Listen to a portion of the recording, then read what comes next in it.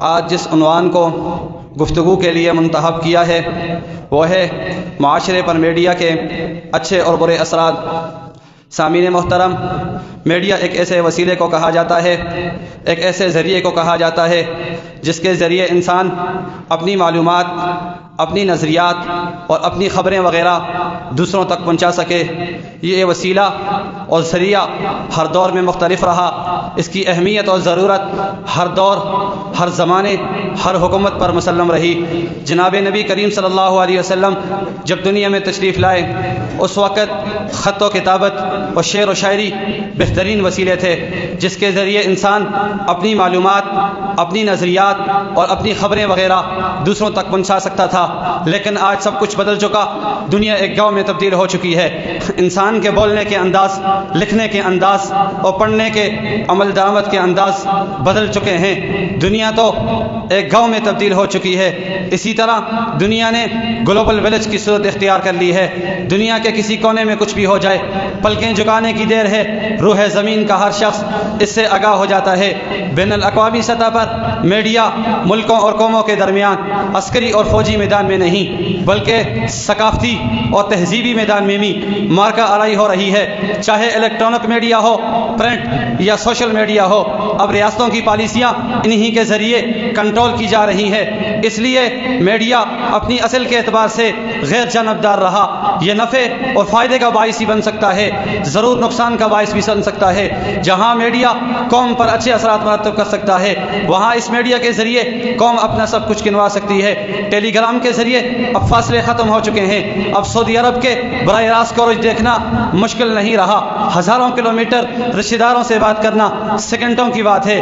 پہلے دور کے اندر اگر کسی چیز کی معلومات کرنی ہو تو صحراؤں، جنگلوں اور بیابانوں کے سفر کرنے پڑتے تھے، لیکن آج گوگل پر لکھ کر سرچ کریں، سب کچھ اس طرح سامنے آ جاتا ہے کہ انسان کی عقل حیران رہ جاتی ہے۔ ایسی ایپلیکیشن تیار کی گئی ہیں جس کی وجہ سے انسان قرآن و حدیث اور دیگر علوم نبوت کو موبائل اور لیپ ٹاپ کی اسکرین پر آسانی کے ساتھ حاصل کر سکتا ہے۔ مکتبہ شاملہ جیسی لائبریری ہزاروں کتب پر مشتمل ہر وقت انسان کے جیب میں پڑی رہتی ہے۔ یقیناً تحقیقات اتنی آسان ہو چکی ہیں۔ اسی میڈیا کے ذریعے درس و تدریس اور دعوت تبلیغ کا کام آسانی کے ساتھ کر سکتا ہے۔ انسان مدرسے میں بیٹھ کے صحیح اسلامی فکر، صحیح اسلامی نظریات دوسروں تک پہنچا سکتا ہے اور نبی کریم صلی اللہ علیہ وسلم کے زندگی کے روشن پہلو دوسروں تک پہنچا سکتا ہے۔ اسی میڈیا کے ذریعے ظلم اور غنڈہ گردی کے واقعات نظر آتے ہیں۔ یقیناً ان واقعات کے اندر کمی آ رہی ہے۔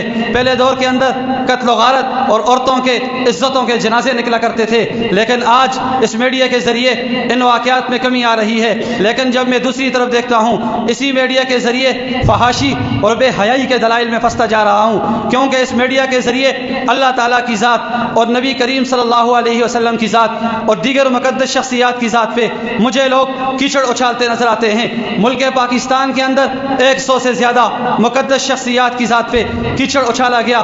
2020 کے سال کے اندر 3000 سے زیادہ مقدس شخصیات کی ذات پہ کیچڑ اچھالا گیا۔ 9/11 کے بعد بطور خاص اسلام کو ٹارگٹ بنایا جا رہا ہے۔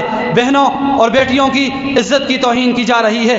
بہنوں اور بیٹیوں کو اس مقدس منصب سے ہٹا کر اس کو ٹی وی کے پروگراموں میں منظر عام پہ لایا جاتا ہے اور یہ بات نوجوانوں کے ذہنوں میں بٹھائی جاتی ہے۔ یقیناً عورتیں اس پر فخر محسوس کرتی ہیں۔ اسی میڈیا کے ذریعے مغرب سے متاثر افراد کو بٹھا کر ان کی منمانی تشریح کی جاتی ہے، جس کی وجہ سے لوگ اسلام کی روح سے دور ہوتے جا رہے ہیں۔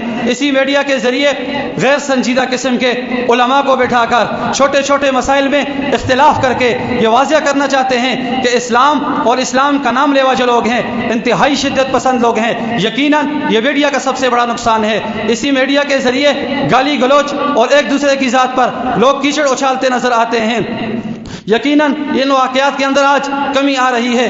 آج ہمیں چاہیے ہم اس میڈیا کا مثبت استعمال کریں اور اس دعوت کو اسلام کے سنہری اصولوں کے مطابق استعمال کریں، کیونکہ اللہ تعالیٰ قرآن پاک میں فرماتے ہیں یا ایھا الذین آمنوا ان جاءکم فاسق بنبأ فتبینوا، اے لوگو اگر تمہارے پاس کوئی خبر آ جائے تم اس کی خوب تحقیق کر لیا کرو، کیونکہ انسان کے چھوٹا ہونے کی سب سے بڑی دلیل یہ ہے وہ سنی سنائی بات پر عمل کرے اور اسی کو آگے پھیلاتا جائے۔ اگر آج میڈیا کے اندر فحاشی اور بے حیائی کو پھیلایا جاتا ہے، ہمیں چاہیے ہم اس کے مقابلے میں کھڑے ہو جائیں، اپنی زبان اور اپنی قلم کا یہ جہاد آخری سانس تک جاری رکھیں۔ آخر میں اتنا ہی کہوں گا، اب جس کے دل میں آئے وہ لے اس سے روشنی، میں نے تو دیا جلا کے سر عام رکھ دیا ہے۔ وآخر دعوانا ان الحمدللہ رب العالمین۔